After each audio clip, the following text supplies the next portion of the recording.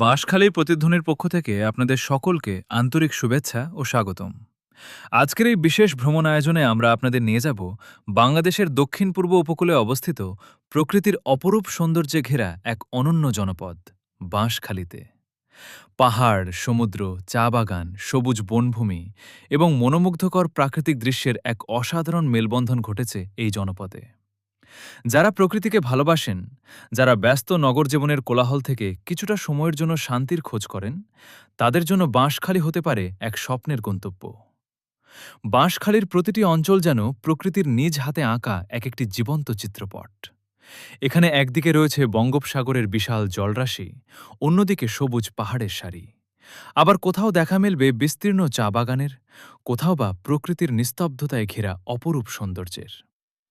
আজকের এই ভ্রমণ পর্বে আমরা আপনাদের দেখানোর চেষ্টা করব বাঁশখালীর সবচেয়ে জনপ্রিয় এবং দর্শনীয় কয়েকটি পর্যটন স্থান। প্রথমেই আমরা ঘুরে দেখব সমুদ্র উপকূলীয় সুবিস্তৃত বেলগাঁও চা বাগান, যেখানে সবুজের সমারোহ আর নির্মল পরিবেশ আপনাকে মুগ্ধ করবে। এরপর যাব বাঁশখালী ইকো পার্কে, যেখানে পাহাড়, বনভূমি ও প্রাকৃতিক সৌন্দর্য একসাথে মিশে সৃষ্টি করেছে এক মনোরম পরিবেশ।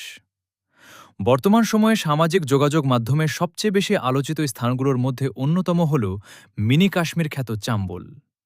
উঁচু নিচু সবুজ পাহাড়, আঁকাবাঁকা পথ এবং দূর থেকে দেখা মনোমুগ্ধকর প্রাকৃতিক দৃশ্য অনেকের কাছেই কাশ্মীরের সৌন্দর্যের কথা মনে করিয়ে দেয়। তাই প্রতিদিনই অসংখ্য পর্যটক ছুটে আসছেন এই সৌন্দর্য উপভোগ করতে।